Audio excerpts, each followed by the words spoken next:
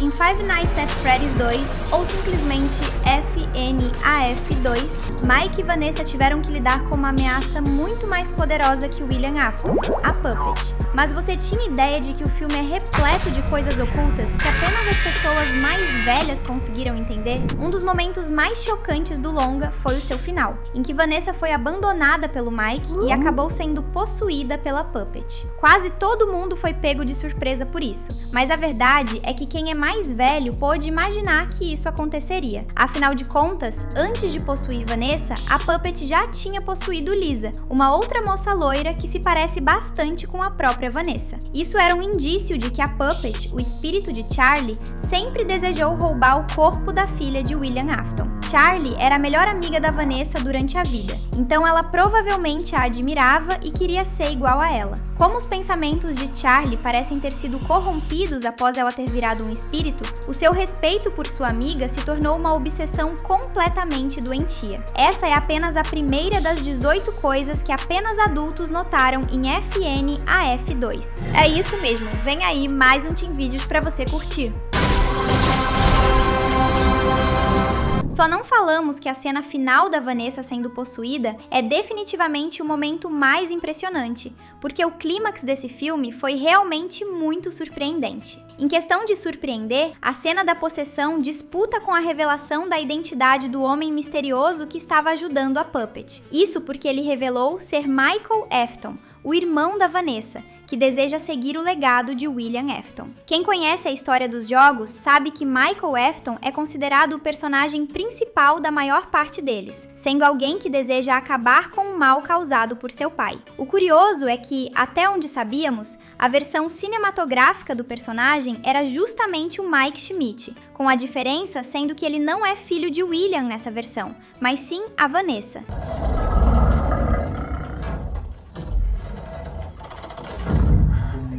O que apenas os mais velhos conseguiram entender é que tanto o Mike Schmidt quanto o Michael Afton são adaptações do mesmo personagem, já que ele é bem complexo nos jogos. Quando mais novo, ele era um valentão que colocou o próprio irmão na boca de um animatrônico como pegadinha, o que acabou resultando na cabeça do irmão sendo esmagada. Esse evento ficou conhecido como a Mordida de 83. Apenas anos depois desse acidente traumático, é que Michael melhorou como pessoa e foi atrás de seu pai. Já dá pra ver os paralelos entre os dois Michael dos filmes com o Michael dos jogos, hein? O Mike Schmidt representa o lado bom e traumatizado do personagem, também tendo perdido seu irmão, só que para William ao invés de para um acidente. Enquanto isso, o Michael Afton do filme é o lado maligno do personagem, representando o que ele poderia ter se tornado nos jogos caso nunca tivesse melhorado.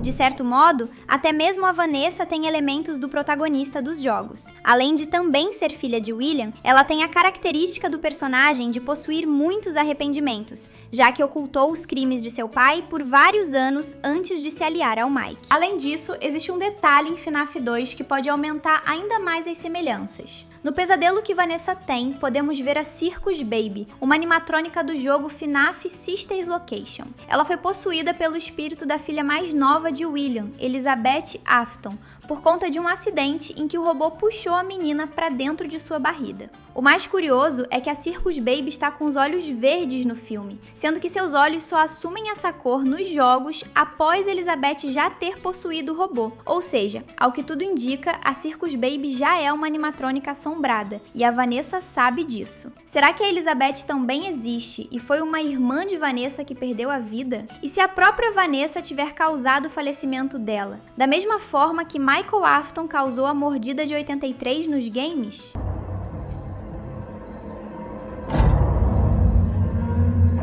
Falando nesse pesadelo, ele faz referência a um dos jogos da franquia, o FNAF 4, que se passa dentro de um pesadelo em que os animatrônicos são seres completamente monstruosos. A identidade do personagem principal desse jogo é incerta, mas muitos acreditam que seja o próprio Michael Afton, que está tendo esses pesadelos por conta de seus traumas. Se for o caso, essa é mais uma vez em que Vanessa demonstra ter semelhanças com o Michael do universo dos jogos. Abby, a irmãzinha do Mike Schmidt, é uma personagem muito importante para a história dos filmes, por ter criado uma conexão conexão muito forte com os animatrônicos. E é possível que exista um segredo sobre ela que as crianças não conseguiram perceber, mas os adultos sim. Isso porque existe uma teoria popular entre os fãs de FNAF que diz que Abby, na verdade, é uma criança autista. Ela demonstra ter dificuldades para interagir com outras crianças e se isola em seu próprio mundo, algo muito comum em jovens autistas. Além disso, ela se interessa profundamente por coisas que não chamam tanto a atenção de outras crianças, como quando vivia desenhando e quando começou a estudar robótica por conta dos animatrônicos. Inclusive, se você também gosta dos animatrônicos tanto quanto a Abby, comente aqui embaixo #Abby. Percebeu que a Vanessa em sua casa tem vários brinquedos aparentemente aleatórios? Na verdade, eles não são apenas coisas aleatórias. No começo do filme, a Vanessa criança é vista com um aviãozinho que era do irmão do Mike, que foi uma das vítimas do William. Então sim, é exatamente isso que você está pensando. O pai de Vanessa pegava os brinquedos de suas vítimas e os dava de presente para a própria filha, algo completamente doentio. Não dá para ter dúvidas de que o William Afton é um monstro, né? Ainda bem que a maior parte das crianças que assistiram ao longa nem percebeu esse detalhe cruel. Quando Mike e Abby voltam para a pizzaria abandonada do primeiro filme, eles pegam um bichinho de pelúcia do Fred. Por incrível que pareça, até mesmo essa pelúcia é uma referência, já que existe um pequeno Fred de pelúcia igual a esse em FNAF 4. É incrível como esses filmes estão cheios de easter eggs do tipo, que são bem difíceis de perceber caso você não conheça os jogos. Ainda nessa mesma cena, o Mike aperta o peito da pelúcia, e é aí que escutamos uma música engraçada. Se você assistiu a esse filme no cinema, com certeza a plateia deu algumas risadas nessa parte e com razão. Além de a musiquinha ser engraçada, ela é um meme criado pela comunidade de FNAF que existe há muitos anos. O filme ter referenciado a música é mais um sinal de como ele respeita a comunidade que foi responsável por fazer a franquia se tornar tão grande quanto é hoje. Fliperamas são coisas bem importantes nos jogos de FNAF, já que a Fazbear tinha vários deles, e existem até alguns minigames relacionados a fliperamas dentro de certos FNAFs. Logo, é claro que haveria referências nos arcades que são vistos neste filme, só que não é nada fácil percebê-las. Um dos fliperamas apresenta um jogo chamado Pop Goes Adventure, sendo que o personagem Pop Goes foi criado por fãs da franquia e se tornou parte oficial dela em 2020. Os seus jogos se passam em um universo alternativo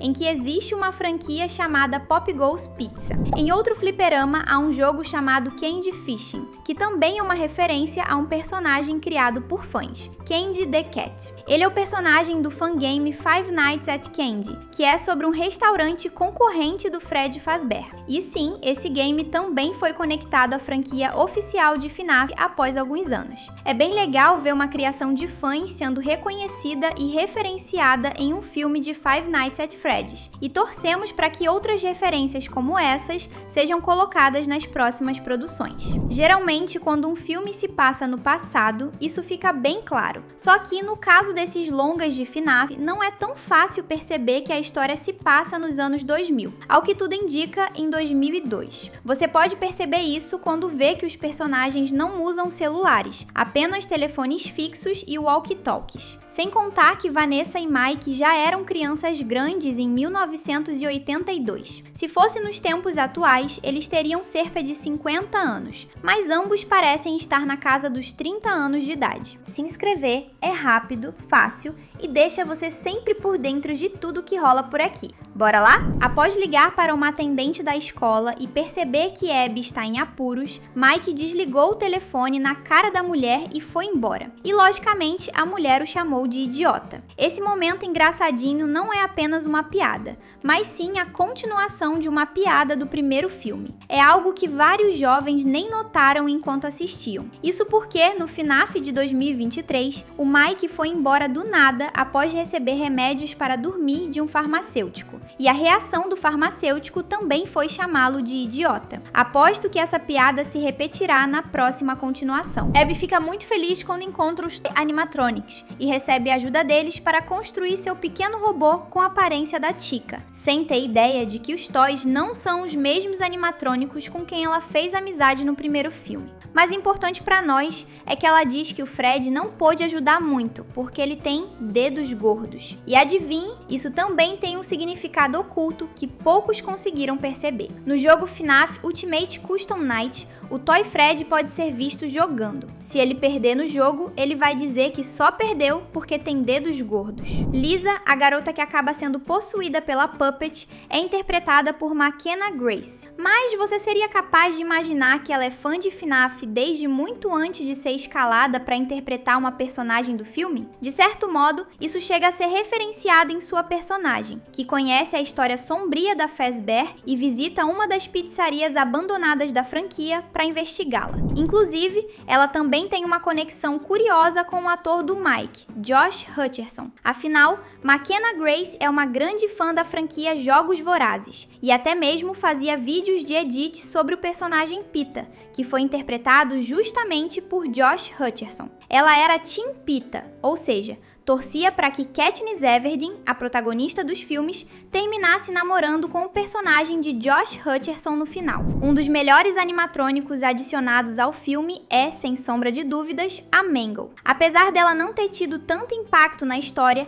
tem um visual simplesmente incrível. E, segundo Michael Afton, sua aparência é assim porque ela fazia parte de uma atração fracassada em que a Mangle era montada e desmontada. Isso é quase a mesma origem dela nos jogos, em que ela era, na verdade, a Toy Fox. O problema é que as crianças a desmontavam o tempo todo, e os funcionários tinham que remontá-la todos os dias. Para não terem que fazer mais isso, eles a transformaram nessa atração em que as pessoas podiam montá-la e desmontá-la. Você por acaso prestou atenção nos rostos dos funcionários que aparecem no flashback da Charlie? Se não tiver, tudo bem, porque poucos fizeram isso. Mas quem prestou atenção terá notado que uma das funcionárias presentes ali é a mesma que apareceu no primeiro filme, apresentando vídeo de treinamento para funcionários da Fazbear. Ela devia ser uma ótima funcionária. Antes de ir embora, dá uma olhada nos 2 vídeos que estão na tela. Valeu pela companhia e até a próxima!